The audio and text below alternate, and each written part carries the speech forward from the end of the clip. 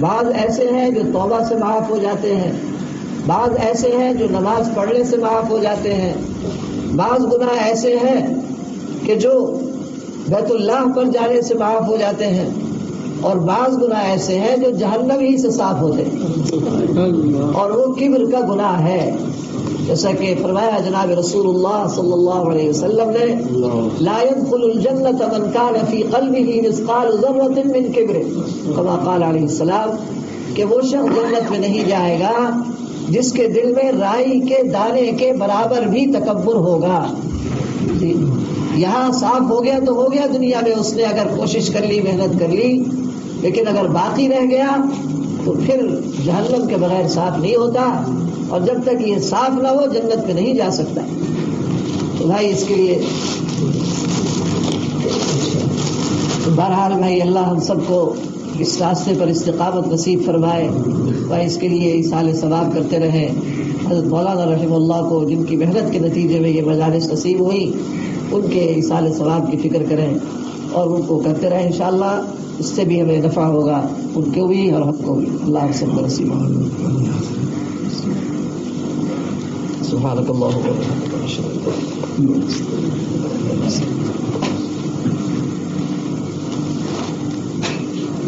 لا الہ الا انت۔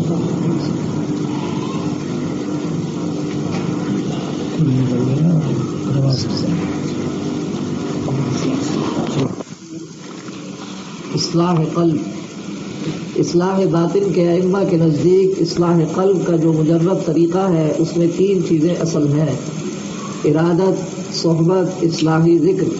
اگرچہ ان تینوں اجزاء کے منافع جدا جدا بھی ہیں، مثلا ذکر کے بے شمار فضائل ہیں جو بغیر صحبت و ارادت کے بھی حاصل ہو جاتے ہیں، اور صحبت کا نفع بغیر ذکر کے بھی حاصل ہوتا ہے، لیکن اصلاح قلب کے لیے تینوں اجزاء کا مجموعہ ہی مؤثر ہے۔ باقی ان کے متعلقات اور مؤیدات اور کچھ معذورات ہیں جن کا تعلق بھی خیالات ہی سے ہے۔ ان ساری چیزوں کا مفصل بیان تو بندہ کے رسالہ محبت میں ملاحظہ فرمائیں، یہاں تو صرف ارادت اور صحبت سے متعلق اشکالات کی وضاحت مقصود ہے۔ جرعہ مہریخ ساقی الست برسری خاک شد ہر ذرہ مست، یعنی ساقی الست محبوب حقیقی نے معرفت کی شراب کا ایک چھینٹا روز میثاق میں ہم پر ڈال دیا تھا، جس سے اس خاک کا ہر ذرہ مست ہو گیا تھا۔ اسی محبت کی آگ کا ایک شعلہ جب کبھی خوش قسمتی سے دل میں معرفت اور حقیقت کی طلب پیدا کرتا اور روح کی غذا طلب کرتا ہے تو آدمی وصول الی اللہ تعالیٰ کی استعداد پیدا ہونے کے لیے اپنا تزکیہ اور اپنے قلب کی اصلاح چاہتا ہے، اور اس مقصد کے لیے گزشتہ غفلت کی زندگی سے توبہ کرنے اور آئندہ کے لیے رضا و تقویٰ والی زندگی گزارنے میں اپنی رہنمائی کے لیے کسی صاحب نسبت اور صاحب ارشاد شیخ سے اپنا مقصد اور ہدایت طلب کرتا ہے۔ اسی کو ارادت کہا جاتا ہے، اور یہی چیز بیعت کہلاتی ہے۔ اسی کو اللہ تعالیٰ کا نام سیکھنا اور توبہ کرنا بھی کہا جاتا ہے، جس کی صورت شیخ کے ہاتھ میں اپنا ہاتھ دے کر زبان سے اقرار کرنا بھی رائج ہے۔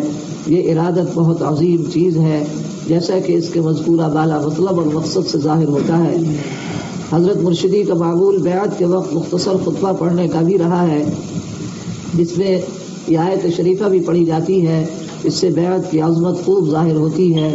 یہ آیت مندرجہ ذیل ہے: ان الذین یبایعونک انما یبایعون اللہ ید اللہ فوق ایدیہم۔ ارادت والوں کے کئی درجے ہیں، اپنے اپنے درجے کے مطابق ہی ان کی بیعت ہوتی ہے۔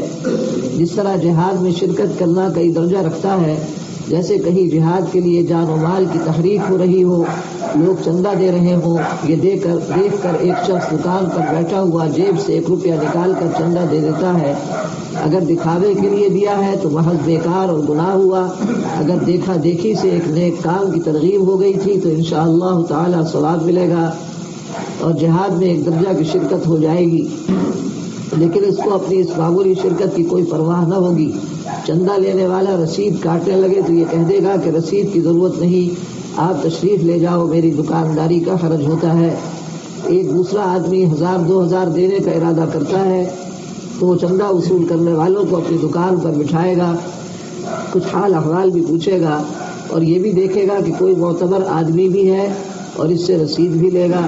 ایک تیسرا آدمی شہادت کے شوق میں بنفس نفیس مجاہدین میں شامل ہونے کے ارادے سے کھڑا ہوتا ہے تو گویا وہ اپنی بیوی کو بیوہ اور بچوں کو یتیم کرنے اور اپنے جسم کے ٹکڑے ٹکڑے کروا کر اللہ تعالیٰ کی رضا حاصل کرنے کے لیے کھڑا ہوا ہے.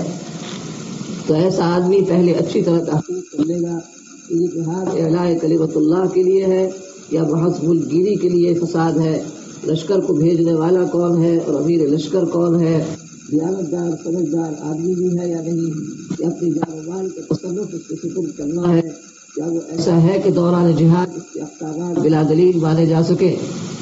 کفار سے جہاد کرنے کو جہاد اصغر کہا جاتا ہے اور اصلاح نفس کے لیے اپنے نفس سے جہاد کرنے کو جہاد اکبر کہا جاتا ہے. جیسا کہ غزوہ سے مدینہ پاک واپسی پر فخر دو عالم صلی اللہ تعالی علیہ وآلہ وسلم نے ارشاد فرمایا رجعنا من الجہاد الاصغر الى الجہاد الاکبر اے جہاد النفس. اس لیے ارادت کرنے والا جہاد اکبر کرنے والا ہوا، جیسے جہاد اصغر میں شرکت کرنے والوں کے درجات کے تفاوت کی مثال دی ہے، ایسے ہی جہاد اکبر کرنے والوں کے مختلف درجات ہوتے ہیں.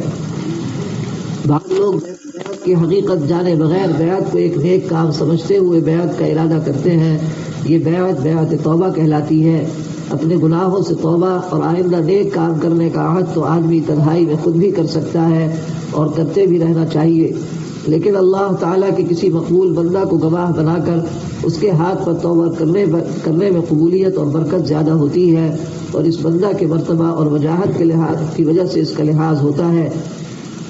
بزرگوں کے سلسلہ سے ایک تعلق ہو کر سلسلہ کی کچھ برکات بھی حاصل ہو جاتی ہیں جو بعض وقت خصوصاً موت کے وقت اپنا رنگ بھی دکھلاتی ہے. جیسا کہ آج کل 2 آنے کا ٹکٹ لے کر کوئی کسی سیاسی پارٹی میں شامل ہو جائے تو پارٹی کے نیچے سے اوپر تک کے لوگ اس کو اپنا آدمی سمجھتے ہیں، حسب قابلیت اس کا خیال رکھا جاتا ہے.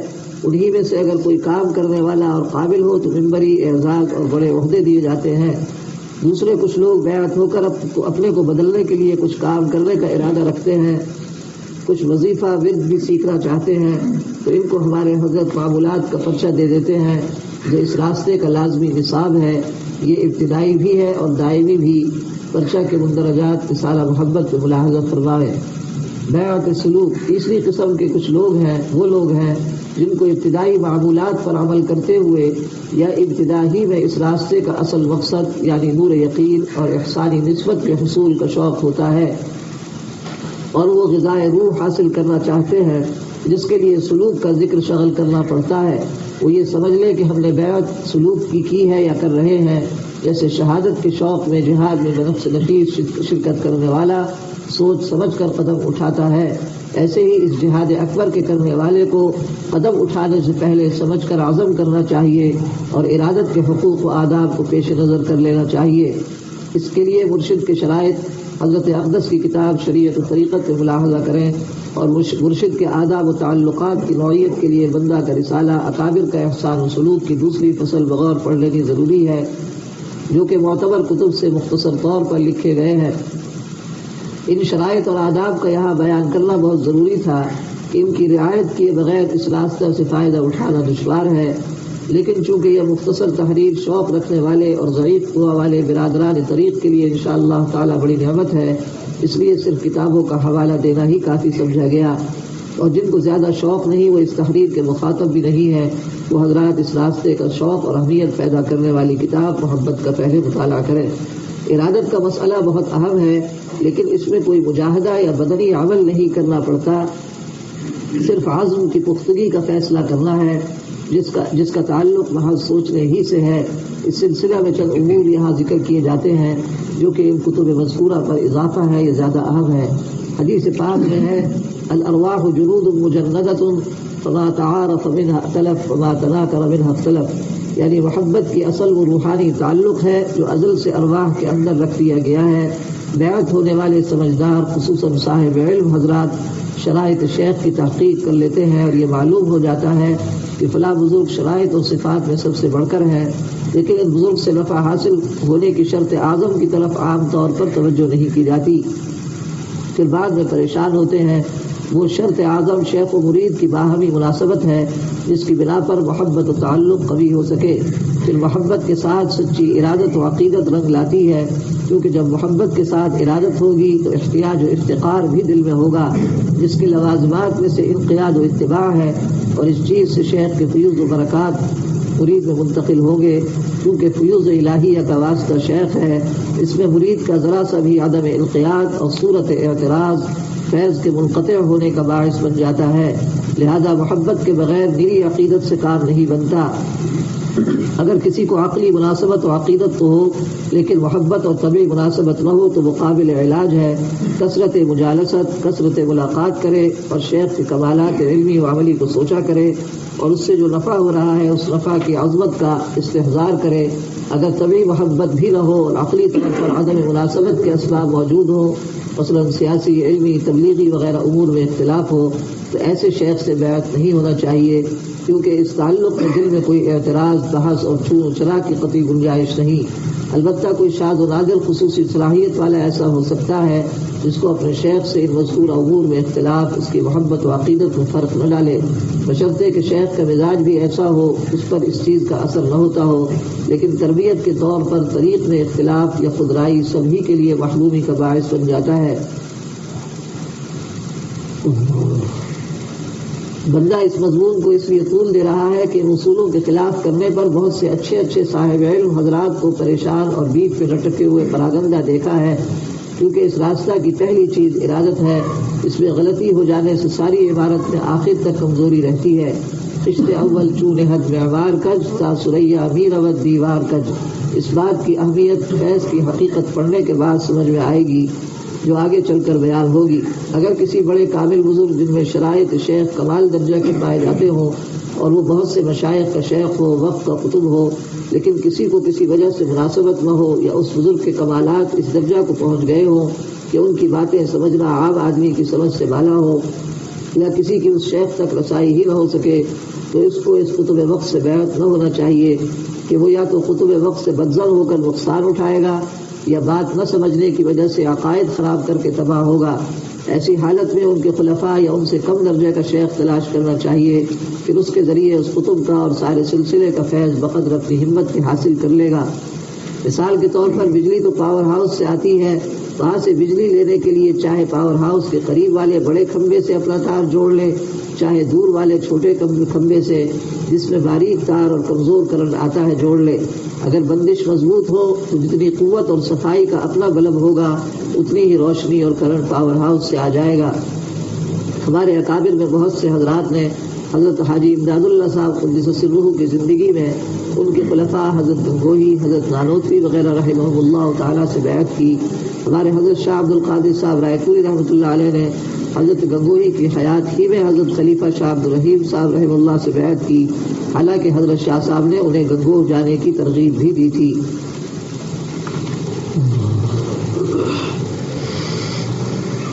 نحمده ونصلي على رسوله الكريم، اما بعد، اعوذ بالله من الشيطان الرجيم، بسم الله الرحمن الرحيم۔ قد افلح من تزكى وذكر اسم ربه فصلى بل تؤثرون الحياة الدنيا والآخرة خير وأبقى إن هذا لفي الصحف الأولى صحف إبراهيم وموسى صدق الله العظيم۔ میرے محترم بزرگوں اور بھائیوں، ہم یہاں ایک خاص مقصد کے لیے بیٹھے ہیں، اور وہ سلوک کا راستہ اختیار کرنا جو ہمارے بزرگوں سے چلا آ رہا ہے، اور یہ سلسلہ جناب رسول اللہ صلی اللہ علیہ وسلم تک پہنچتا ہے، اور حضرت علی رضی اللہ تعالیٰ عنہ کے واسطے سے بڑے بڑے مشائخ اللہ ان کے درجات کو بلند فرمائے، اپنے اپنے اعتبار سے انہوں نے ترقیات فرمائی، اور اپنی ہمت کے بقدر، اپنے مجاہدہ کے بقدر وصول الی اللہ کی دولت انہیں نصیب ہوئی، اور واقعات کثرت سے کتابوں میں موجود ہیں، ان کی تاریخ بھی موجود ہے۔ حضرت جنید بغدادی، بایزید بستامی، حضرت سری سختی رحمہ اللہ سے لے کر حضرت مجدد الفسانی رحمہ اللہ تک، اور وہاں سے لے کر حضرت شاہ ولی اللہ محدث دہلوی رحمۃ اللہ علیہ تک، اور وہاں سے اس قافلہ صدق و صفا کے آخری تنہا رہ جانے والے فرد حضرت شیخ الحدیث حضرت مولانا زکریا صاحب رحمہ اللہ تک یہ سلسلہ چلتا چلا آیا، لیکن اس کا رواج ختم ہوا۔ دنیا کے اندر اتنا انہماک اور اشتغال ہوا کہ اس دولت سے ہم غافل ہوئے، اور یہ سلسلہ، یہ نسبت، یہ تعلق اور یہ راستہ آج تقریباً بہت ہی اجنبی بن گیا، انوکھا بن گیا، غیر رواجی بن گیا، یہاں تک کہ اس کی تحقیر کی جانے لگی اور اس کے اندر مشغول رہنے والوں کو مختلف القاب سے پکارا جانے لگا۔ یہ ایک ناقدری امت نے کی، جس کی وجہ سے یہ نعمت ہم سے چھن گئی۔ حالانکہ اس کی برکات اتنی ہے کہ جو ابھی تقسیم سے پہلے ہی، تقسیم کے بعد بھی وہ ظاہر ہے۔ تو یہ اللہ رب العزت نے توفیق عطا فرمائی کہ یہ راستہ ہمیں اختیار کرنے کی توفیق عطا فرمائی۔ یہ اللہ کا بہت بڑا کرم ہے اور اس کا احسان ہے۔ ایک تو اس نعمت کی قدر، اور پھر اس راستے پر مسلسل چلتے رہنا، اس پر استقامت، یہ اصل ہے۔ لیکن میرے دوستو بزرگوں، آدمی جس راستے پہ چلتا ہے سب سے پہلے وہ اپنی منزل طے کرتا ہے، اس کے بعد راستے پر چلتا ہے کہ مجھے کہاں جانا ہے، اور وہاں جانے کے لیے پھر وہ راستہ متعین کرتا ہے کہ میں وہاں جانا چاہتا ہوں، کون سا راستہ ہے جو وہاں پہنچتا ہے۔ پھر اس کے بعد اگر اس کو راستہ معلوم نہ ہو تو وہ کسی سے پوچھ کر کے چلتا ہے، یا کسی کو ساتھ لے لیتا ہے، یا کسی کے ساتھ چل پڑتا ہے کہ میں نے وہ راستہ دیکھا نہیں، میرے ساتھ چلو، یا میں آپ کے ساتھ چلتا ہوں تاکہ میں کہیں بھٹک نہ جاؤں۔ اور وہ اس کے کہنے پر وہ اپنی عقل کو بیچ میں نہیں دوڑاتا، بلکہ جیسے جیسے وہ کہتا جاتا ہے اس کی مانتا ہوا چلتا چلا جاتا ہے، اس کی چاہے سمجھ میں آئے یا نہ آئے وہ اس راستے پہ چلتا ہے۔ اور اگر وہ ایسا کرے تو یقیناً وہ منزل پہ پہنچے گا، اور جہاں وہ پہنچے گا ساتھ میں یہ بھی پہنچ جائے گا۔ تو اس تصوف کے راستے میں سب سے پہلے تو ہم اپنی منزل طے کریں، اور سب منزل ہمارے سامنے ہو، اس میں وصول اللہ اور تعلق مع اللہ اور یہ معرفت الہی، یہ اصل مقصود ہے انسان کا، کہ ہمیں اللہ سے تعلق جیسا ہونا چاہیے ویسے ہمارا قائم ہو جائے، اللہ کا وصول ہمیں نصیب ہو جائے، اور اللہ کی ملاقات کا شوق ہمیں پیدا ہو جائے، ہمارے اندر پیدا ہو جائے، اور معرفت ہمیں حاصل ہو جائے۔ معرفت اس کی عام سی مثال یہ ہے جیسا کہ ایک جان پہچان ہوتی ہے۔ کسی آدمی سے اگر کسی کی جان پہچان ہو جائے تو اس کا مطلب یہ ہوتا ہے کہ جو کام یہ اس سے کہے گا وہ کام اس کا کر دے گا، اور اگر جان پہچان اور قوی ہو جاتی ہے تو کسی اور کا کام اگر کہے گا تو وہ اس کا کام بھی وہ کر دے گا، کسی کی سفارش کرے گا کہ بھئی فلاں کا کام ہو جائے تو اس کا کام بھی ہو جائے گا۔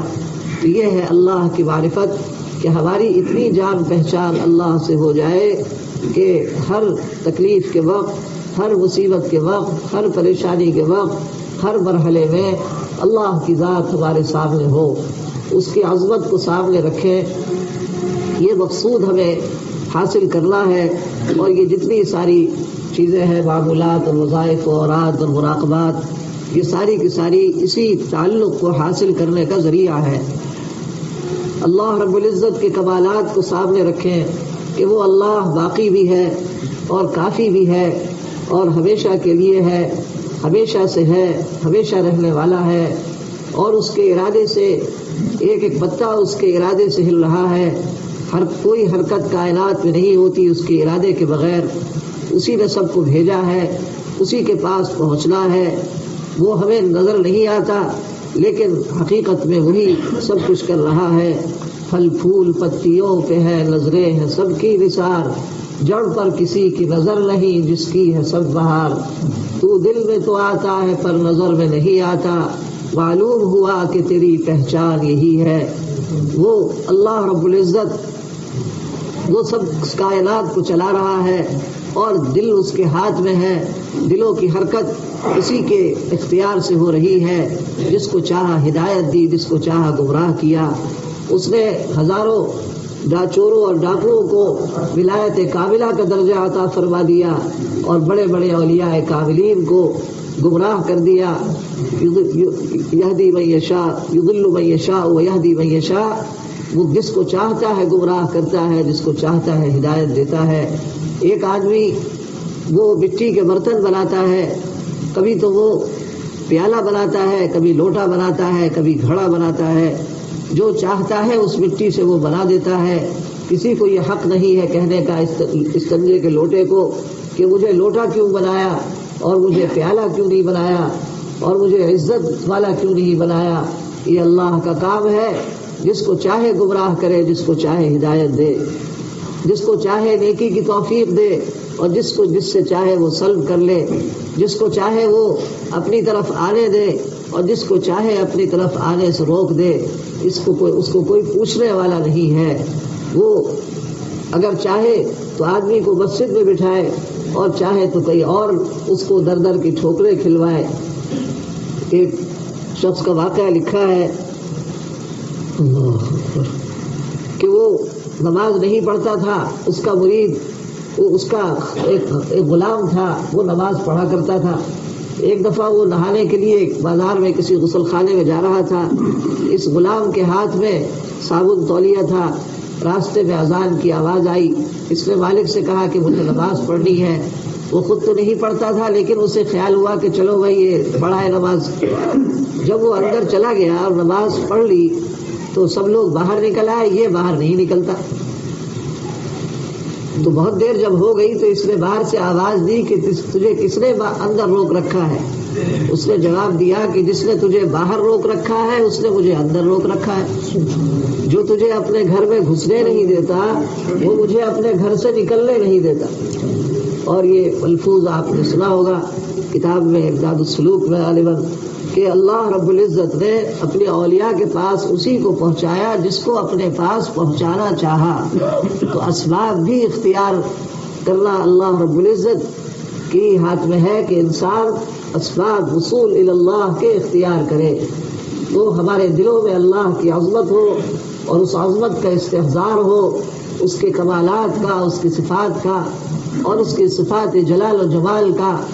معصیت سے پہلے اللہ کے کرم کی، اس معصیت سے پہلے اللہ کی وہ صفات جو قہاریہ اور جباریہ صفات ہیں اور خوف کی صفات ہیں، ان کا استحضار ہو، تاکہ طبیعت جو ہے وہ گناہ سے رک جائے، اور معصیت کے بعد اللہ کے کرم اور اس کے لطف کے والی صفات کا استحضار ہو کہ اللہ بخشنے والا ہے، مہربان ہے۔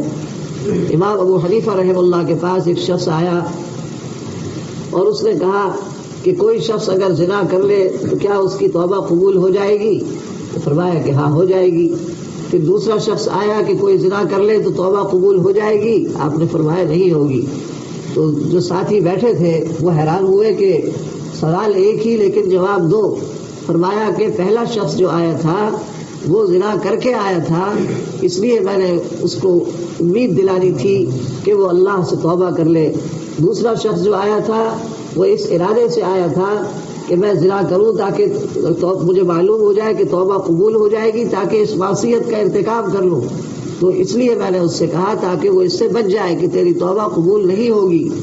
تو اللہ رب العزت کی صفات کا استحضار اور معصیت کے وقت فوراً اللہ کی ذات ہمارے سامنے آ جائے اور یہ ذکر اتنا قلب میں راسخ ہو جائے کہ جو ہی معصیت کا ارادہ ہو فوراً اللہ کا خوف سامنے آ جائے۔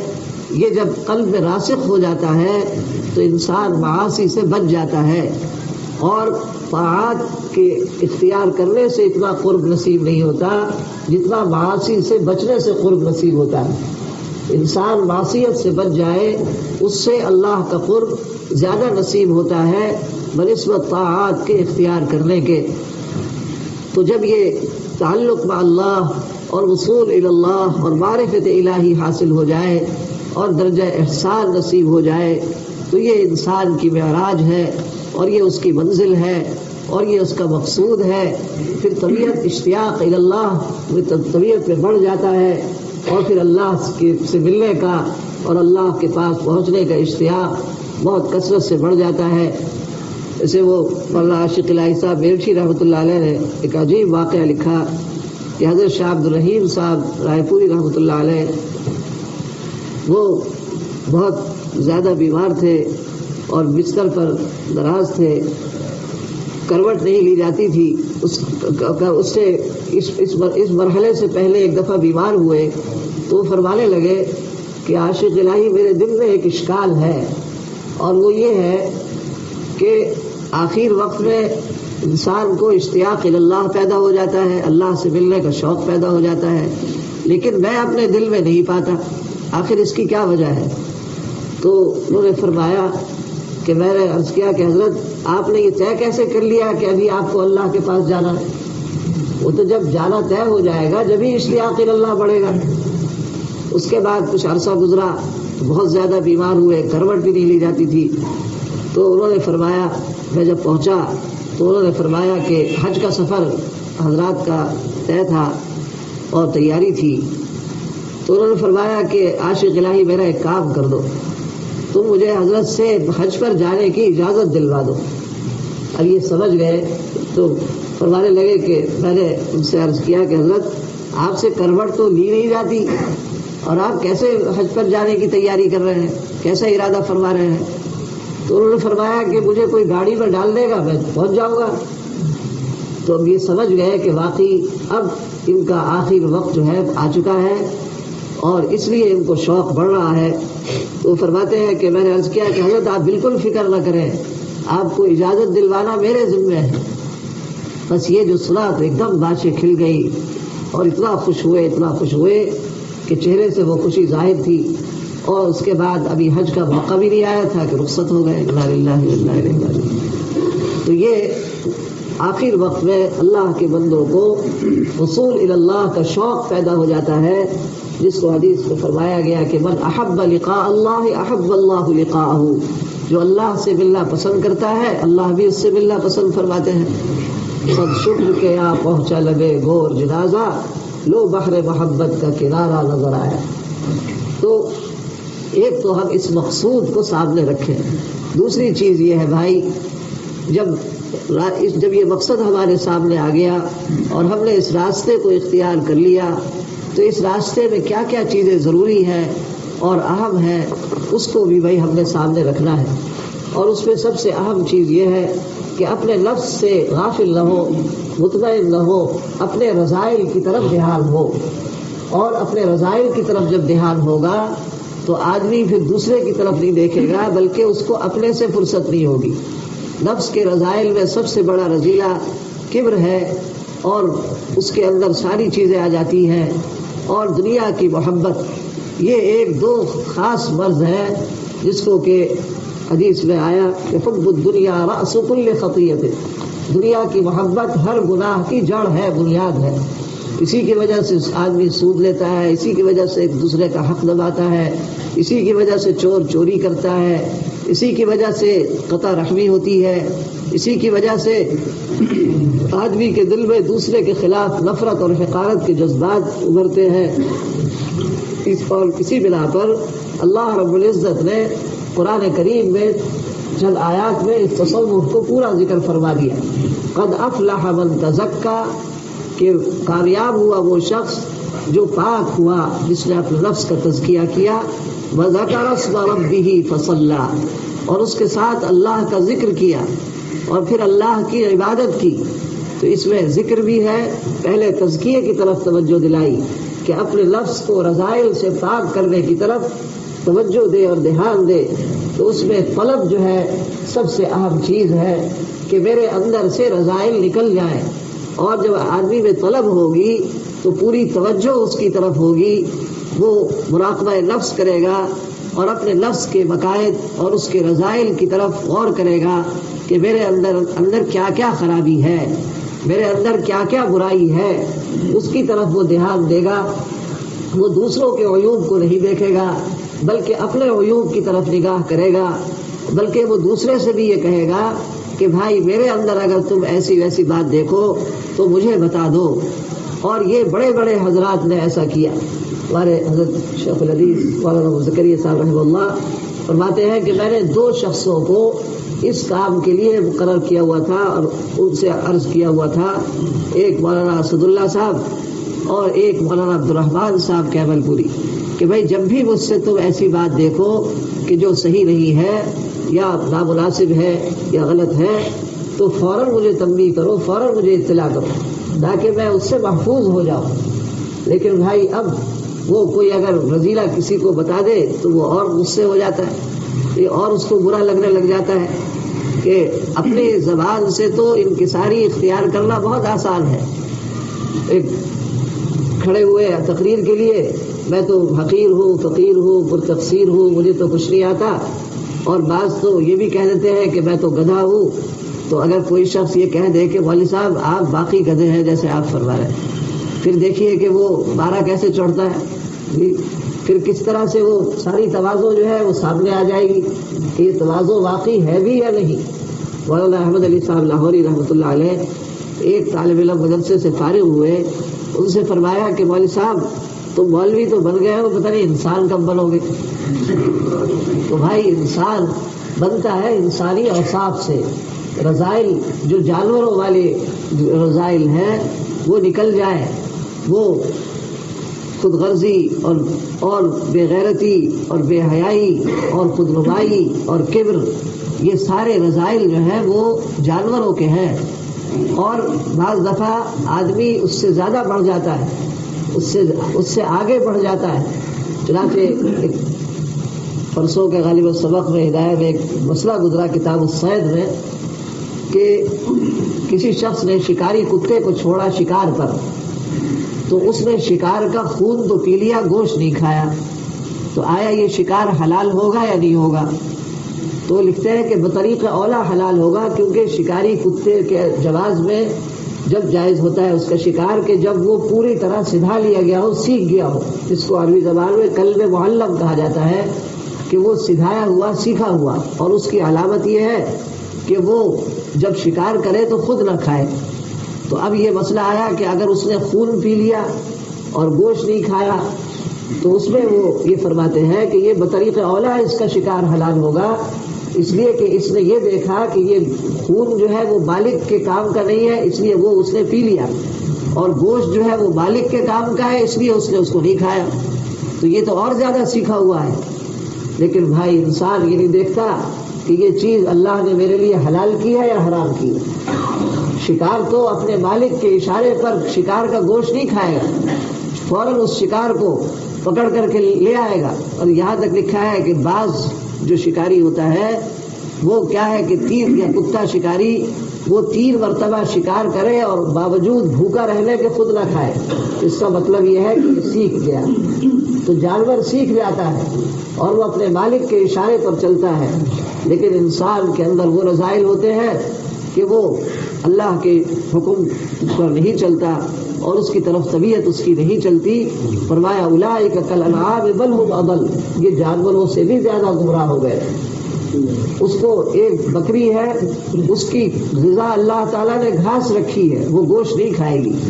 شیر کی غذا اللہ تعالیٰ نے گوشت رکھی ہے، وہ گھاس نہیں کھائے گا. لیکن آدمی تمیز نہیں کرتا کہ یہ حلال ہے یا حرام ہے. تو میرے دوستو بزرگوں، ایک یہ انسانیت کے اوصاف ہمارے اندر آ جائے، اس کے اندر سب سے پہلے اپنے رذائل کی طرف دھیان کرنا اور اس بات کی کوشش کرنا کہ کوئی ہمیں یہ بتا دے، کوئی علاج ہمارا ہو جائے جس کو ارادت کہا جاتا ہے، طلب کہا جاتا ہے. طلب صادق بہت ضروری ہے کہ میری اصلاح ہو جائے، کسی طرح میری اصلاح ہو جائے. اور احتیاج اور افتقار، دوسری چیز کیا ہے اس راستے کی کہ اپنے کو محتاج سمجھے کہ میں محتاج ہوں اس بات کا کہ میرے نفس کی اصلاح ہو. اور تیسری چیز کیا ہے کہ شریعت کا اہتمام، کہ وہ شریعت کی پابندی. ہمارا جو تصوف ہے بھائی وہ شریعت کا تابع ہے، اس کے اندر شریعت اصل ہے، اس کے اندر کیفیات اصل نہیں ہے، اس کے اندر حالات اور واردات کا آنا اصل نہیں ہے. اس کے اندر کشف اور کرامات کا اعلیٰ اصل نہیں ہے. ہمارے حضرت شیخ رحمہ اللہ فرماتے تھے کہ ہمارے حضرات کشف کو ایسا سمجھتے ہیں کہ جیسا ایک شخص ایک جگہ جا رہا ہو کام سے اور راستے میں تماشا دیکھنے کے لیے کھڑا ہو جائے، بلکہ بہت سے تو اس کو دعا کی اللہ سے کہ یہ کیفیت سلب ہو جائے، کیونکہ اس کی وجہ سے لوگوں کے عیوب معلوم ہوتے ہیں اور اس کے اندر بعض دفعہ شیاطین کا دخل بھی ہو جاتا ہے. اپنے خیالات کا سامنے آ جانا اکثر کشف اسی طرح ہوتا ہے اور ضروری چیز ہے. کشف سے زیادہ قوی چیز خواب ہوتا ہے. خواب کو نبوت کا 46واں حصہ قرار دیا گیا.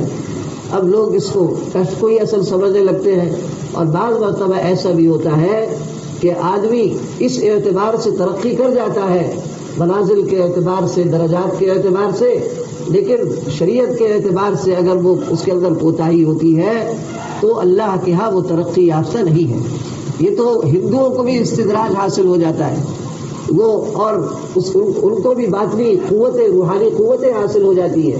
حضرت خواجہ نظام الدین اولیاء رحمۃ اللہ علیہ کے زمانے میں ایک ہندو تھا، وہ مراقبہ کرتا اور بیماری سلب کر لیتا. تو حضرت بیمار ہوئے تو انہوں نے فرمایا حضرت نے کہ مجھے اس کے پاس مت لے کے جانا. لیکن جب بیماری بہت زیادہ بڑھ گئی اور کوئی امید نہ رہی شفا کی، صحت کی، تو مریدوں نے اپنی عقیدت میں اس ہندو کے پاس وہ گئے اور درخواست کی. وہ آیا اور اس نے مراقبہ کیا، بیماری سلب کر لی، ٹھیک ہو گئے. اب حضرت نے اس سے پوچھا کہ تمہیں یہ کیفیت کیسے حاصل ہوئی؟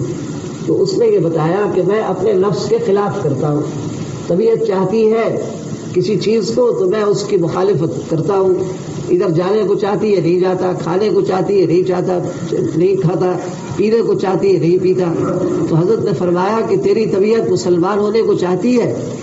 تو اس نے کہا نہیں. فرمایا کہ اب کر نفس کے خلاف. اب وہ سوچ میں پڑ گیا کہ اگر میں مسلمان ہو گیا تو اس نے کہا کہ یہ تو میری کیفیت چلی جائے گی، اتنی مشکل سے میں نے حاصل کی ہے.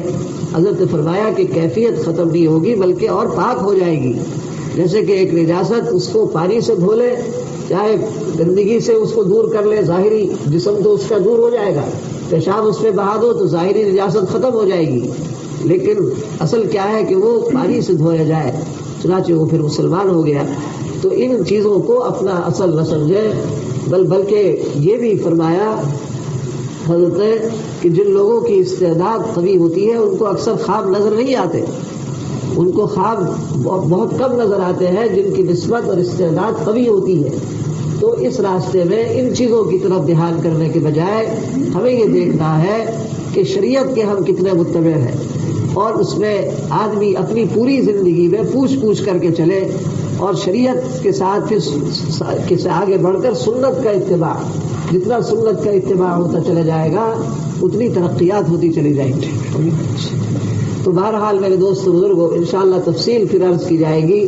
تو ہمیں اس راستے کے نشیب و فراز سے واقف ہونا ہے. اور بھائی اللہ ہمیں بچائے ترقی کے بعد تنزل سے. ایسے بہت لوگ گزرے کہ جو بڑی ترقیات ان کو حاصل ہوئی، لیکن معمولی لغزش سے اور اس کی طرف دھیان نہ کرنے سے وہ ایسے تنزل میں آئے کہ اللہ ہمیں محفوظ فرمائے. میں نے خود دیکھا حضرت شیخ الحدیث صاحب رحمہ اللہ کی خدمت میں ایک بہت بڑے بزرگ تھے، اور جب حضرت کی ناراضگی ہوئی اور عتاب ہوا تو ان کو کہلا بھیجا کہ کیوں نہ آپ کا نام جو ہے مجازین کی فہرست سے خارج کر دیا جائے. سب لوگ رونے دھونے لگ گئے کہ یا اللہ تو ہم کو ایسے تنزل سے محفوظ فرما. جی تو اس راستے میں ہوش سے اور دھیان سے چلنے کی ضرورت ہے. بعض دفعہ بعض چیزیں ایسی ہوتی ہیں جن کا اجتماعیت سے تعلق ہوتا ہے. اگر آدمی اس کے اندر مخرہ ڈالے اور آدمی اس کے اندر اگر کوتاہی کرے تو وہ بہت دور آ کے گرتا ہے، اور جتنا اوپر آدمی چڑھے گا جب گرے گا تو اتنے ہی اوپر سے گرے گا. اللہ ہمیں اس سے محفوظ فرمائے. اللهم صل على سيدنا مولانا محمد وعلى ال سيدنا مولانا محمد وبارك وسلم عليه. ربنا ظلمنا انفسنا وان لم تغفر لنا وترحمنا لنكونن من الخاسرين. ربنا اغفر لنا ذنوبنا واسرافنا في امرنا وثبت اقدامنا وانصرنا على القوم الكافرين. يا حي يا قيوم برحمتك نستغيث اصلح لنا شأننا كله ولا تكلنا الى انفسنا طرفة عين. اللهم يسر لنا الامور كلها فان تيسير كل عسير عليك يسير. وصلی اللہ تعالی علی خیر خلقہ سیدنا محمد وعلی آلہ وصحبہ اجمعین برحمتک یا رب